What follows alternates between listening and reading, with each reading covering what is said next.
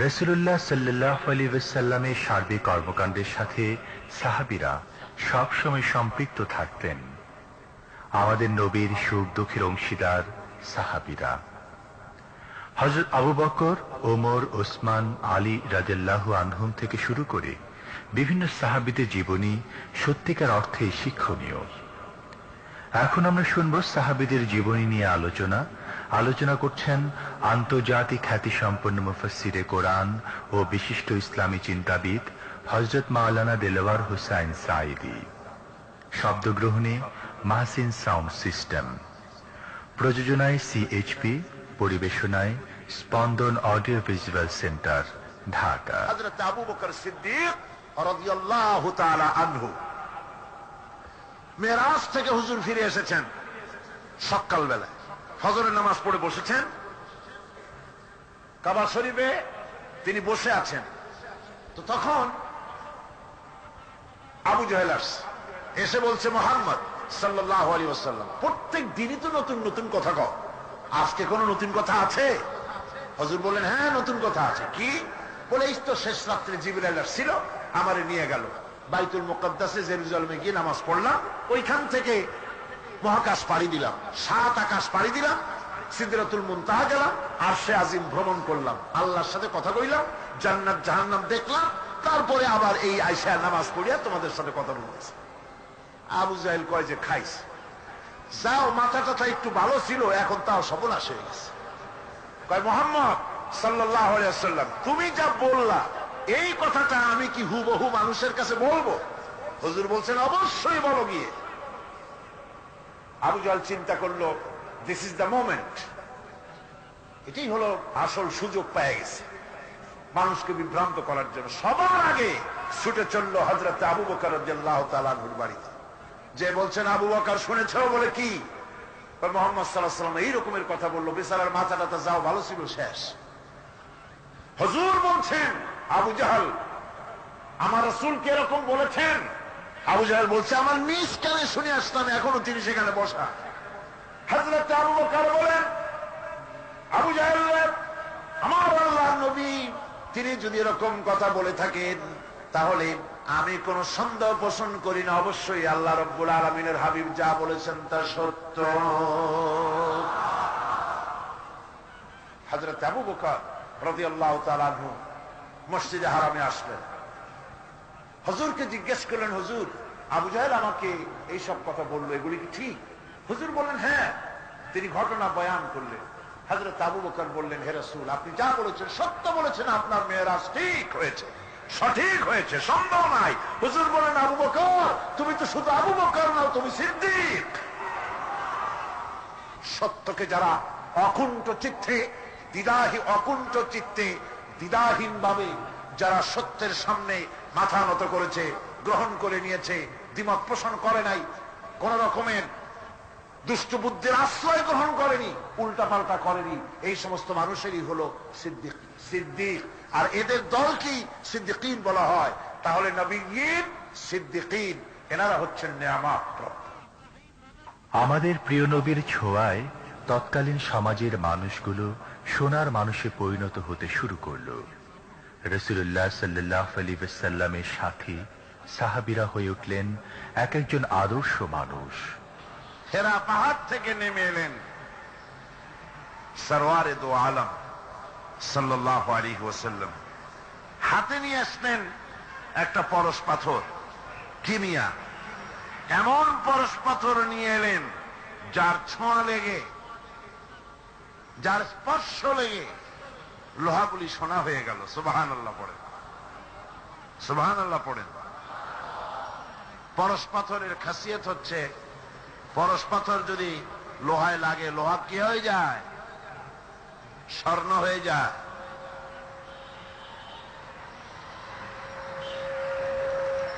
কত বড় জাহিল হলে পরে আল্লাহ নবী হত্যা করতে আসতে পারে। হযরত ওমর এলেন নবীকে হত্যা করার জন্য। সেই হযরত ওমর এই ওহীর জ্ঞানের সংস্পর্শে আসার সাথে সাথে আল্লাহ পাক তার মর্যাদা এত বাড়ালেন, নবীজি বললেন, আমার পরে তো কেউ নবী হবে না। যদি কেউ হতো অবশ্যই ওমর নবী হয়ে যেতেন। সুবহানাল্লাহ। হযরত ওমরকে অধপতনের অতল তলদেশ থেকে মানবতার শীর্ষে, চরিত্রের শীর্ষে কে পৌঁছে দিল? এই ওহীর জ্ঞান এর পেছনে কাজ করেছিল, এ কোরআন কাজ করেছিল। বন্ধুগণ,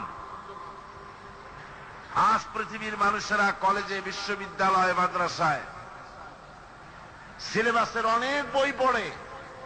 সিলেবাসের এত বই পড়ার পর চরিত্র কি হল? মানুষকে কি দিতে পারলো? আপনারা আমাকে বলেন, বর্তমান শিক্ষা ব্যবস্থা, কলেজগুলি, বিশ্ববিদ্যালয়গুলি, পৃথিবীর যে কোনো বিশ্ববিদ্যালয়গুলি পৃথিবীর মানুষকে কি দিল? অধিকাংশ ক্ষেত্রে জনগণকে উপহার দিয়েছে সন্ত্রাস, দিয়েছে হাইজ্যাক, দিয়েছে লুটেরা, দিয়েছে ডাকাত, দিয়েছে জেনাকার, দিয়েছে মদখোর। সব যে তাই হয়েছে তা নয়, কিন্তু বেশিরভাগ ক্ষেত্রে শিক্ষাঙ্গন থেকে এগুলি উৎপাদন হচ্ছে। আর সাহাবায়ে কেরাম রিদওয়ানুল্লাহ তাআলা আলাইহিম আজমাইন, তাদের সিলেবাসে মাত্র কিতাব ছিল 2 খানা। তাদের সিলেবাসে কিতাব ছিল কয়খান? মাত্র 2 খানা কিতাব। এই 2 খানা কিতাবের, সিলেবাসের 2 খানা কিতাব দিয়ে বিশ্বের শ্রেষ্ঠ মানুষে তারা পরিণত হয়েছিলেন। তার একখানা ছিল কিতাবুল্লাহ, আল্লাহর কোরআন, আর একখানা ছিল কি? হাদিস, রাসূলের সুন্নাহ। সিলেবাসের মাত্র 2 খানা কিতাব পড়ার পর এই জাতির চরিত্র কোথা থেকে কোথায় চলে গেল। যারা ছিল চোর ডাকাত, তারা সম্পদের পাহারাদার হলো। যারা ছিল নারীর সতীত্বের জম, তারা নারীর সতীত্বের পাহারাদার হলো। যারা মানুষের রক্ত মাংস নিয়ে খেলা করত, তারা জনগণের রক্ত এবং সম্পদ, ইজ্জতের, নিরাপত্তার মুহাফেজ হয়ে গেল। শুধুমাত্র মানুষের নিরাপত্তা নয়, হযরত ওমর রাদিয়াল্লাহু তাআলা আনহু রাতে একাকী বের হয়ে যেতেন দুঃখী মানুষের খোঁজ খবর নেওয়ার জন্য। এই ছিল সাহাবীদের চরিত্র। মুসলিম জাহানের খলিফাতুল মুসলিমিন আমিরুল মুমিনিন হযরত ওমর রাদিয়াল্লাহু তাআলা আনহু, তিনি ঘুরতেছেন গভীর রাত্রে, ঘুরে ঘুরে এক জায়গায় গিয়ে দেখেন মরুভূমির ভিতরে কিছু তাঁবু, আর একটা তাঁবুর মধ্য থেকে কান্নার আওয়াজ আসতেছে। তাঁবুর কাছে চলে গিয়ে উকি মেরে দেখেন সেখানে কতগুলি বাচ্চা কান্দে, আর একটা মেয়ে লোক কি যেন রান্না করতেছে। ভেতরে ঢুকে তিনি বললেন, ও মহিলা, তুমি এত রাত্রে রান্না করে বাচ্চাদেরকে কেন কষ্ট দিতেছ? সকাল সকাল রান্না করে কেন খাওয়া নাই? ছেলেরা কাঁদতেছে। মহিলা বলে, আমাকে তুমি জালিম বলতে পারো না, অবিবেচক বলতে পারো না। তুমি তো জানো না আমাদের অবস্থা কি। আমরা মদিনার মানুষ নই, আমরা মদিনার বাইরের স্টেটের লোক। মদিনা সরকারের কাছ থেকে কিছু সাহায্য নিতে এসেছি, কিন্তু খলিফার কাছে ভিড়ের কারণে যেতে পারি নাই। 3-4 দিন পর্যন্ত এখানে পড়ে আছি, ঘরে খাবার নাই। বাচ্চাগুলি ক্ষুধার যন্ত্রণায় ছটফট করতেছে, কি করব? তাই আমি হাড়ির ভিতরে পাথর দিয়া পানি দিয়া নাড়াচাড়া করতেছি, আর বলতেছি গোশত রান্না হচ্ছে, একটু পরে খাবি। কিন্তু ছেলেদের পেটে এত ক্ষুধা যে ওদের ঘুম আসে না। হযরত ওমর বলেন, আমার মনে হতে লাগলো যেন পায়ের তলা থেকে মাটি খসে যেতেছে। হযরত ওমর দৌড় দিলেন, বললেন, মা অপেক্ষা করো, দেখি কিছু করতে পারি নাকি। দৌড়ায় বাড়ি গেলেন। হযরত আসলামকে ডেকে বলেন, তাড়াতাড়ি করে বাইতুল মালের দরজা খোলো। বাইতুল মালের দরজা খোলা হলো, আর তার ভিতর থেকে তিনি বস্তা বের করে বললেন, এর মধ্যে আটা, তরি তরকারি ঢুকাও। ঢুকানো হলো। আটা বস্তার মুখ বেঁধে দিয়া হযরত ওমর বলেন, আসলাম, এবার এই আটার বস্তাটা আমি ওমরের মাথায় উঠাইয়া দাও। হযরত আসলাম বলেন, আমিরুল মুমিনিন, বোঝা বহন করার জন্য আমি তো খাদেম আছি, আপনি কেন বহন করবেন? হযরত ওমর বলেন, আসলাম রে, যে দৃশ্য দেখে এসেছি, এই দৃশ্যের কারণে কিয়ামতে আল্লাহ পাক আমাকে আসামি বানাতে পারেন, সুতরাং আমার বোঝা আমার মাথায় উঠাইয়া দাও। আটার বস্তা মাথায় নিয়ে আমিরুল মুমিনিন ছুটতেছেন। হযরত আসমা বলেন, আমি পিছনে পিছনে দৌড়ালাম, গিয়ে দেখি হযরত ওমর তাঁবুর ভিতরে ঢুকে বস্তার মুখ করে আটা তরকারি বের করে বলছেন, মা তাড়াতাড়ি করে রুটি বানাও। হযরত ওমর তরকারি কুটে সাহায্য করলেন, রান্না বান্না হয়ে গেল। এবার তিনি বললেন, মা তুমি খাও, আর বাচ্চাগুলিকে কোলের কাছে এনে হযরত ওমর ওই তরকারি আর রুটি মিশায় মিশায় বাচ্চাদের মুখে খাওয়াই দিতেছেন। হঠাৎ করে ওই মহিলা ওমরের দিকে চোখ পড়েছে, তাকায় দেখেন হযরত ওমরের চোখ থেকে পানি পড়ে দাড়ি ভিজে ভিজে পড়তেছে। মহিলা বলতেছেন, ওগো পথিক, তুমি কে? তোমারে তো চিনি না, কিন্তু আমার মন বলে এই মদিনার রাষ্ট্র সরকার ওমর না হয়ে তোমার মতো মানুষ যদি আমাদের খলিফা হতেন, তাহলে আমাদের ভাগ্য আরো ভালো হয়ে যেত। হযরত ওমর রাদিয়াল্লাহু তাআলা আনহু এই গভীর রাত্রে মহিলার কাছে নিজের পরিচয় দিলেন না, বললেন, মা তুমি ওই খলিফার দরবারে যেও, সেখানে তুমি আমারে দেখতে পাবে, আমি তোমাকে আরো কিছু বেশি দিতে চেষ্টা করব। হযরত ওমর চলে গেলেন। পরের দিন মেয়ে লোক বহু কষ্ট করে খলিফার দরবারে যখন ঢুকেছেন, যে দেখেন, আরে যাকে আমি বলেছিলাম তুমি খলিফা না, তুমি যদি খলিফা হতে ভালো হতো, এ তো সেই ওমর। মহিলা হযরত ওমরের কাছে গিয়ে বলছেন, আমিরুল মুমিনিন, বিগত রাত্রে আমি যা বলেছি এবং আমার কারণে আপনি যে কষ্ট করেছেন, আমি মাপ চাই, আল্লাহর রাস্তে আমারে মাফ করে দেন। হযরত ওমর বসা থেকে দাঁড়িয়ে গেলেন। হযরত ওমর কেঁদে কেঁদে বলেন, ও মা, আমার কাছে তুমি ক্ষমা চাইও না, উল্টা করে আমার কাছে মাপ চাইও না, বরং আমি তোমার কাছে মাপ চাই। তুমি বলার আগে খোঁজ নিয়ে খাবার যে আমি তোমার ঘরে পৌঁছাতে পারি নাই, এই জন্য কিয়ামতের দিন আল্লাহর দরবারে আমাকে তুমি আসামির কাঠগড়ায় দাঁড় করিও না। হযরত ওমর রাদিয়াল্লাহু তাআলা আনহু আমাদের প্রিয় নবীর উপর এতটাই আস্থা রাখতেন যে নবীর অসম্মান হবে এমন কোনো কিছুই বরদাস্ত করতে পারতেন না, বরং রাসূল করিম সাল্লাল্লাহু আলাইহি ওয়াসাল্লামের সম্মান রক্ষার্থে অনেক সময় কঠোর ভূমিকা রেখেছেন। ইহুদি এসে একজন মুসলমানের বিরুদ্ধে নালিশ করেছে আল্লাহর নবীর দরবারে। নবীজি সাক্ষ্য প্রমাণ নিয়ে সবকিছু শুনে মিলে রায় দিলেন ইহুদির পক্ষে, মুসলমানের বিপক্ষে। কারে কয় মিজান? নবী তো ইচ্ছা করলে তার নিজের দলের ওই মুসলমানদের পক্ষেই তো রায়টা দেওয়া স্বাভাবিক ছিল কিনা কন? বাপ হোক মা হোক দলের নেতা হোক, সব সময় নিজের স্বার্থের দিকে টানে, কথা ঠিক কিনা? স্বাভাবিকভাবে বোঝেন, চট্টগ্রাম শহরে সবচাইতে বড় সন্ত্রাসী ধরা পড়েছে। পুলিশ বহু পরিশ্রম করে খাগড়াছড়ি থেকে ঘাট ধরে নিয়ে আসছে। ঢাকা থেকে টেলিফোন আসছে, মন্ত্রী বাহাদুরের টেলিফোন। হ্যালো, কে? চিটাগং এসপি? বলে হ্যাঁ। কারে ধরছ? কয় বল্টু মিয়ারে। ছাড়ো মিয়া, আমার দলের লোক তুমি ঠিক পাও নাই? কয় স্যার অস্ত্র শুদ্ধ ধরছি। অস্ত্র শুদ্ধ ছেড়ে দে।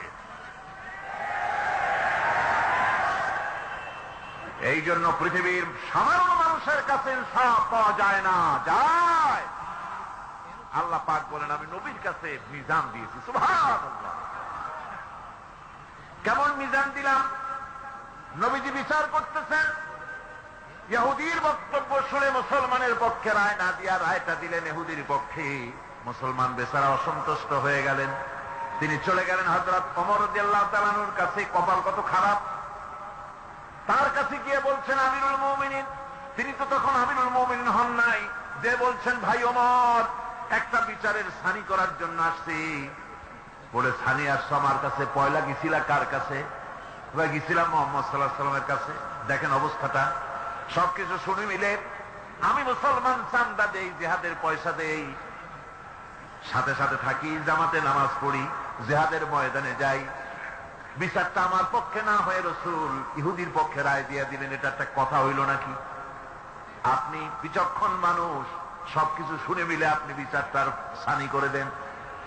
হযরত ওমর বলেন, বাবাজি অপেক্ষা করো, আমি তোমার বিচারের ছানি করতেছি, দাঁড়াও। হযরত ওমর ঘরের মধ্যে ঢুকলেন, তরবারি নিয়ে আসলেন। খাপের থেকে তরবারি বার করে হযরত ওমর বলেন, যেই ব্যক্তি আল্লাহ নবীর ফয়সালা করার পর তা মানতে পারে না, তার সানি করতে আসে, তার ফয়সালা তো এইরকম করে করে দিতে হয়। তরবারি মারলেন, গর্দান পড়ে গেল। এর নাম হচ্ছে মিজান। সাহাবীরা রাসূলুল্লাহ সাল্লাল্লাহু আলাইহি ওয়াসাল্লামকে কতটুকু বিশ্বাস করত, কতটুকু বা আস্থাশীল ছিল, আসুন একটি ঘটনার মাধ্যমে তা আমরা জানার চেষ্টা করি। সাহাবায়ে কেরাম রাসূলের চরিত্রের উপরে, তার কথাবার্তার উপরে, যাদের ভিতরে তিনি বেড়ে উঠেছেন, রাসূলের চরিত্রে তারা কোনো কলুষতা দেখতে পায়নি। সুবহানাল্লাহ পড়ে। একজন রাসূল পাক সাল্লাল্লাহু আলাইহি ওয়াসাল্লাম এক ইহুদির কাছ থেকে ধার করেছিলেন এবং নির্ধারিত তারিখে ধারের টাকা পরিশোধ করেছেন। ওই ইহুদি প্রতিমধ্যে একদিন রাসূলকে ধরে বলছেন, মুহাম্মদ সাল্লাল্লাহু আলাইহি ওয়াসাল্লাম, তুমি আমার কাছ থেকে যে টাকা নিয়েছিলে টাকাগুলি ফেরত দাও। উনি বলছেন, আমি তো টাকা তোমাকে ফেরত দিয়েছি। কয় না, আমি টাকা পাই নাই, টাকা ফেরত দাও। হুজুর বলছেন, দিয়েছি। আর ও বলছে, দাও। এমন সময় একজন সাহাবী এসছেন, বলছেন, হুজুর এখানে কি হচ্ছে? হুজুর বলছেন, এই লোকটার কাছ থেকে আমি টাকা নিয়েছিলাম, টাকাটা ফেরত দিয়েছি, তারপরেও সে আমার কাছে বলছে না আমি ফেরত দেইনি।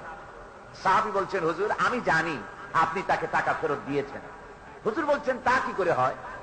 আমি যখন টাকা গ্রহণ করি তখনও তুমি এখানে উপস্থিত ছিলে না, আর যখন আমি টাকা তাকে ফেরত দেই তখনও তুমি তা দেখোনি, তুমি কোন সময় এর সাক্ষী ছিলে না, উপস্থিত ছিলে না। তুমি কি করে বলছো যে আমি তার টাকা ফেরত দিয়েছি? তুমি সাক্ষ্য, তুমি যে সাক্ষী তার প্রমাণ কি করে তুমি তা বলছো? সাহাবী বলছেন, ইয়া রাসূলুল্লাহ, আমরা আল্লাহ রাব্বুল আলামিনকে চিনতাম না, অসংখ্য মূর্তি পূজা করতাম, আমাদের বাপ দাদারা 14 গোষ্ঠী মূর্তি পূজা করত। আপনি বলেছেন এই মূর্তি পূজা চলবে না, এক আল্লাহর গোলামি করো, তার দাসত্ব করো। আল্লাহরে দেখি নাই, আপনার কথা মতো মা বাপের ধর্ম পরিত্যাগ করে, হাজার হাজার শত শত মূর্তিগুলিকে পরিত্যাগ করে এক অদেখা আল্লাহরে বিশ্বাস করেছি, দেখি নাই। আপনি বলেছেন ফেরেশতা আছে, দেখি নাই, বিশ্বাস করেছি। আপনি বলেছেন জাহান্নাম আছে, বেহেশত আছে, দেখি নাই, বিশ্বাস করেছি। আপনি বলেছেন এ দুনিয়া এই জীবন জীবন নয়, আর একটা জীবন আছে, ওখানে আমাদেরকে উপস্থিত হতে হবে, জবাবদিহি করতে হবে আল্লাহর দরবারে। দেখি নাই, সাক্ষী পাই নাই, তবুও আপনার কথা মতো বিশ্বাস করেছি। হে আল্লাহর নবী, কোন সাক্ষ্য প্রমাণ ছাড়া শুধুমাত্র আপনার কথা মতো যদি এতগুলি বড় বড় কথা বিশ্বাস করতে পেরে থাকি, তাহলে ইহুদির এই মাত্র কয়েকটা টাকা ফেরত দিয়েছেন, এ কথা কেন বিশ্বাস করব না? অবশ্যই ফেরত দিয়েছেন, কোন সন্দেহ না। রাহমাতুল লিল আলামিন নবী মুহাম্মদ রাসূলুল্লাহ সাল্লাল্লাহু আলাইহি ওয়াসাল্লামের জামাতা হযরত আলী রাদিয়াল্লাহু তাআলা আনহু, চরম বিপদের মুখেও যিনি অসীম সাহস আর ধৈর্যের পরিচয় দিয়েছেন। হিজরতের ঘটনায় যা আমরা দেখতে পাই, গভীর রজনীতে আল্লাহর নবী ঘুমিয়ে আছেন। গভীর রাত্রে মক্কা শরীফে হযরতে জিবরাইল এসে বলেন, আসসালামু আলাইকা ইয়া রাসূলুল্লাহ, ইন্নাল্লাহা ইয়াকরাউকা সালাম। হুজুর, আল্লাহ আপনাকে সালাম বলেছেন। আর আমি দেখে এলাম আপনার ঘরের চতুর্দিকে কাফেরেরা তরবারি নিয়ে দাঁড়ানো। মেহেরবানি করে আপনি ঘুমের থেকে জেগে হিজরত করে মদিনায় চলে যান। নবীজি ঘুমের থেকে জাগলেন, হযরত আলীকে ডেকে বলেন, আলী রে, আমার বিছানার উপরে আরাম করে ঘুমায় থাকো, শুয়ে থাকো, আল্লাহর অর্ডার হয়েছে, আমি মদিনার দিকে চললাম। আমার ভাইরা, হযরতে শেরে খোদা আলী রাসূলের দিকে তাকিয়ে বলেন, ইয়া রাসূলুল্লাহ, আপনার বিছানায় আপনার চাদর, আপনার কম্বল খানা গায়ে দিয়ে আমি শুয়ে থাকবো। সকালবেলায় কাফির বেঈমানেরা এই ঘরের মধ্যে ঢুকে আপনার বিছানায় আপনার চাদর মুড়ি দিয়ে আমি আলীকে তারা মোহাম্মদ মনে করবে, আর আমাকে মোহাম্মদ মনে করে তাদের তরবারি দিয়ে তারা আমাকে টুকরা টুকরা করে জমিন থেকে বিদায় করে দেবে। আমি আলীর দিলের মধ্যে কোনো দুঃখ কষ্ট থাকবে না, বরং আমার মনের মধ্যে চাই তৃপ্তি হবে যে আমি আলীর জীবনের বিনিময়ে আল্লাহর নবী দুনিয়ায় বেঁচে আছেন। ভাইরা আমার, নবীজি ঘরের থেকে বেরোলেন। ঘরের থেকে বেরিয়ে দেখেন চতুর্দিকে কাফেরেরা, হাতে এক মুষ্টি বালু নিলেন, সাহাতিল ওযু করে দম করে বালুটা ছাড়া দিলেন। চতুর্দিকে কাফেরে দাঁড়ানো, কাফেরদের চোখে বালু চলে গেল, বালি চোখে গেলে অবস্থাটা কি হয় আপনারা জানেন। 2 হাত দিয়া চোখ রগড়াতেছে কাফেরেরা। নবীজি সরে গেলেন, একটা কাফেরও দেখতে পেল না কোন ফাঁকে নবী চলে গেলেন। পরবর্তী সময় আল্লাহ রাব্বুল আলামিন নবীকে ডেকে বলেন, ওয়ামা রামাইতা ইয রামাইতা ওয়ালাকিন্নাল্লাহা রামা। ও নবী, আপনি নিক্ষেপ করেন নাই যখন আপনি নিক্ষেপ করেছিলেন, আপনি শুধু বালুকণা ছেড়ে দিয়েছিলেন, আর আপনার ঘরের চতুর্দিকে কাফেরদের চোখে বালুকণা পৌঁছে দেওয়ার দায়িত্ব আমার হুজুরাত গ্রহণ করেছিল। সুবহানাল্লাহ, সুবহানাল্লাহ। আমার ভাইরা, নবীজি হযরত আবু বকরের বাড়িতে গেলেন, দরজায় গিয়ে আস্তে করে নক করেছেন। দরজায় গিয়ে আস্তে করে নক করলেন, ভিতর থেকে আওয়াজ এলো, কে? ভিতর থেকে লাব্বাইকা সাদাইকা বলে হযরত আবু বকর বেরিয়ে এলেন।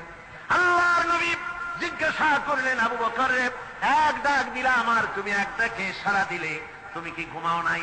হযরত আবু বকর বলেন, ইয়া রাসূলুল্লাহ, আপনি বলেছিলেন আমাকে সাথে নিয়ে হিজরত করবেন। আমি চিন্তা করেছি না জানি কত গভীর রাত্রে নবীজি আসেন, আর আমার দরজার কিনারে দাঁড়ায়া নবীজি যদি দাঁড়ায়া দাঁড়ায়া ডাকে আবু বকর আবু বকর বলে, আমি আবু বকর যদি বিছানায় ঘুমায় আরাম করতে থাকি, নবীজির সঙ্গে বেয়াদবি হয়ে যাবে, এই ভয়তে আমি বিছানায় না শুয়া এই দেওয়ালের সঙ্গে দাঁড়ায়া দাঁড়ায়া ঘুমাচ্ছিলাম। ভাইরা আমার, নবীজি হযরত আবু বকরকে নিয়ে চললেন, কাবার দিকে তাকালেন, বাইতুল্লাহ শরীফের দিকে তাকায়া নবীজি চোখ থেকে দর দর করে পানি পড়ে আর তাকে বলে, রে খানায় কাবা, ওরে কাবা, বড় আশা ছিল তোর খেদমত করব প্রাণ ভরে, কিন্তু তোর নিষ্ঠুর সন্তানেরা তোর কাছে আমারে থাকতে দিল না রে। নবীজি হযরত আবু বকরকে নিয়া মদিনার দিকে না গিয়া উল্টা পথে জিয়াদ মহল্লার ভিতর দিয়া, মিসফালার ভিতর দিয়া, সাবাব জাবালের সরে 2টা পাহাড় পাড়ি দিয়া জাবালে সুরে যখন উঠলেন, ফজরের রক্ত হয়ে গেল। হযরত আবু বকর বলেন, হুজুর, গুহার একটা পায়া গেছি, এর মধ্যে ঢুকি, তা না হলে কাফেরেরা দেখে ফেলবে।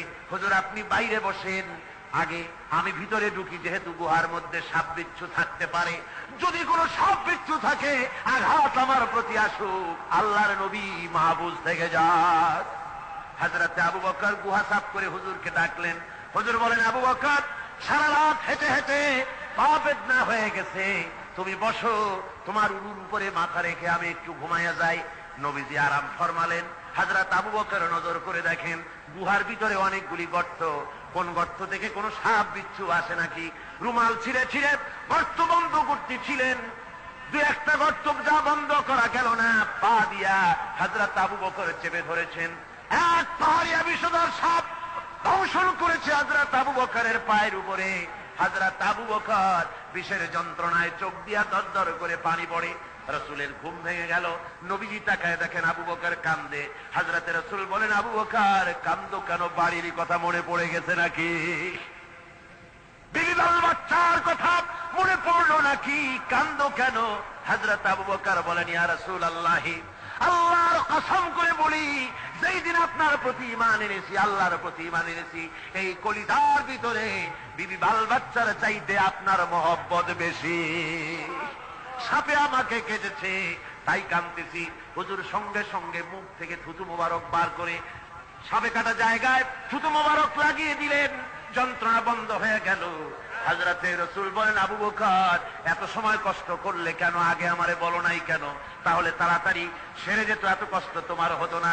হযরত আবু বকর বলেন, ইয়া রাসূলুল্লাহ, এটা তো সাপে কাটার যন্ত্রণা, এর থেকে বেশি যন্ত্রণাও যদি আমার হতো, যন্ত্রণার চোটে যদি আমার কলিজা ছিঁড়েও যেতে লাগতো, তবুও আল্লাহর নবী আরাম ফরমাচ্ছেন, নবীর আরামের ভিতরে আমি বিঘ্ন ঘটাতে পারতাম না।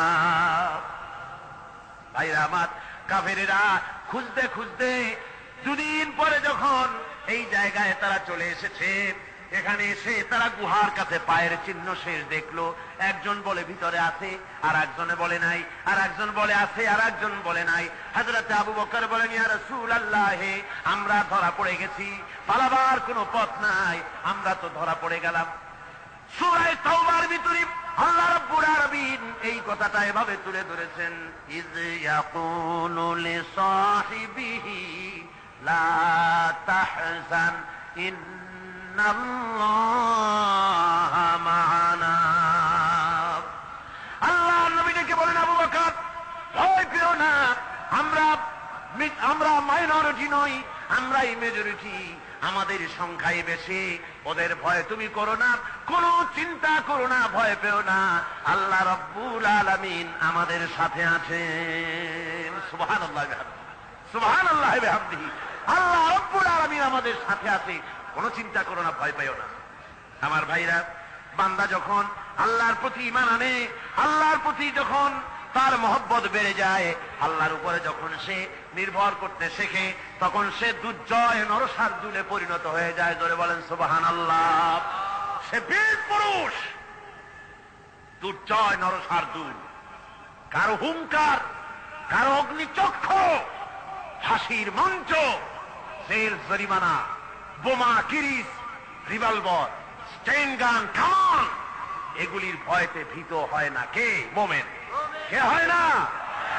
সে একমাত্র নির্ভর করে কার উপরে? বলেন কার উপরে? শেরে খোদা হযরত আলী রাদিয়াল্লাহু তাআলা আনহু সম্পর্কে এখন শুনবো আলোচনা। রাসূল পাক সাল্লাল্লাহু আলাইহি ওয়াসাল্লাম তিনি হযরত আলীর হাতে তরবারি উঠায় দিলেন। জুলফিকার বললেন, আলী তুমি যাও, আজকের ময়দানে সেনাপতির দায়িত্ব পালন করো। হযরত আলী তরবারি হাতে নিলেন। ইসলাম আক্রমণকারী যে না, সে কথা বলতে আমি এই কথা নিয়ে আসছি। হযরত আলী গেলেন, যায়া মুরাহহাবের সামনে পড়েছেন। মুরাহহাব হলো, হাদিসে এসেছে, মুরাহহাব হচ্ছে কাফেরদের নেতৃত্ব দিচ্ছে। মুরাহহাব বলছে, আলী তোমাকে আমি কিন্তু ভালোবাসি, তুমি আসলে কেন? তোমার প্রতি আমার একটা সফট কর্নার আছে আমার অন্তঃকরণে। তুমি তোমার ছেলে মেয়েকে কি এতিম বানাতে চাও? তোমার বউকে কি বিধবা করতে চাও? আমি তো সেই বীর যে আমার সামনে এসে কেউ কল্লা সাথে নিয়ে যেতে পারে নাই। সুতরাং তুমি যদি ওদেরকে এতিম আর বিধবা করতে না চাও, আমার সামনে থেকে সরে যাও।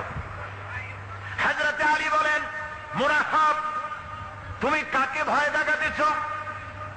তোমার তরবারি এই সমাজের কিছু কাফেরেরা ভয় করতে পারে, তুমি কি আমারে চেনো নাকি? তুমি কারে ভয় দেখাও? তাম পৃথিবীর সমস্ত কাফেরদের উপরে আল্লাহ রাব্বুল আলামিন আমাকে বাঘ বানায় পাঠিয়েছে। তরবারি দিয়ে প্রমাণ হবে। মুরাহহাব বলে, তুমি আঘাত করো। কয় না, আক্রমণ তো করব না আমি, আগে তুমি করো, আমি প্রতিহত করব। আক্রান্ত হলে পরে তারপরেই জবাব দেব। এরপরে মুরাহহাব আঘাত হানতে লাগলো। হযরতে আলী সমস্ত রণকৌশল দিয়ে আঘাতগুলি তিনি ফিরিয়ে দিতে লাগলেন। এরপরে হযরতে আলী বলছেন, মুরাহহাব এবার তৈরি হও আমার আঘাত সহ্য করার জন্য। হযরতে আলী জুলফিকার তুলে আঘাত করলেন। এক আঘাতেই দেখা গেল মুরাহহাবের মাথা থেকে শুরু করে শরীর টুকরা হয়ে গিয়া হযরত আলীর তরবারির মুঠা পর্যন্ত মাটির ভিতরে গেড়ে গিয়েছে। খায়বারে দুর্গ দখল হয়ে গেল। পরের দিন আল্লাহর নবী বলেন, আলী শুনতে পেলাম তোমার ঢাল ভেঙে গিয়েছিল, তারপরে তুমি যুদ্ধ করলে কি দিয়ে? হযরত আলী বলেন, হুজুর আমুজ দুর্গের ওই কবাটটা, লোহার কবাটটা বাম হাতে নিয়া আর ডান হাতে তরবারি নিয়ে লড়াই করেছি। হুজুর বলেন, কি করে মানুষ কেমনে এত বড় দুর্গের লোহার কপাট হাতে নিয়ে যুদ্ধ করে? একটু দেখাও তো দেখি। হযরত আলী গতকালকের মতো বাম হাত দিয়া ধরেছেন, নাড়াতে পারেন না। এবার ডান হাত দিয়া ধরেছেন, নাড়াতে পারেন না। ডান আর বাম দুই হাত দিয়া সমস্ত শক্তি দিয়ে এমন জোরে টান বেড়েছেন, প্রতিটি লোমকূপের গোড়া থেকে ঘাম বেরিয়ে এসেছে, এক চুলো নড়াতে পারেন নাই। হযরত আলীর মুখখানা মলিন হয়ে গেছে লজ্জায়। হযরত আলী রাদিয়াল্লাহু তাআলা আনহু লজ্জা পেয়ে গেছেন। রাসূল পাক সাল্লাল্লাহু আলাইহি ওয়াসাল্লাম বলেন, আলী লজ্জা পাওয়ার কোনো কারণ নাই, চিন্তা করার কোনো কারণ নাই। তোমার নিজস্ব শক্তি দিয়ে তুমি লড়াই করতে পারো নাই। এত বড় লোহার দরজা নিয়ে, কবাট নিয়ে মানুষ এভাবে লড়াই করতে পারে না। আল্লাহ তার দ্বীনকে বিজয়ী করার জন্য তোমার ভিতরে আল্লাহ রাব্বুল আলামিন ক্ষমতা দিয়েছিলেন। জোরে বলেন সুবহানাল্লাহ। আল্লাহ রাব্বুল আলামিন এই জিহাদের ময়দানে যখন মানুষ আছে, আল্লাহ তাদের উপরে মদদ দান করেন।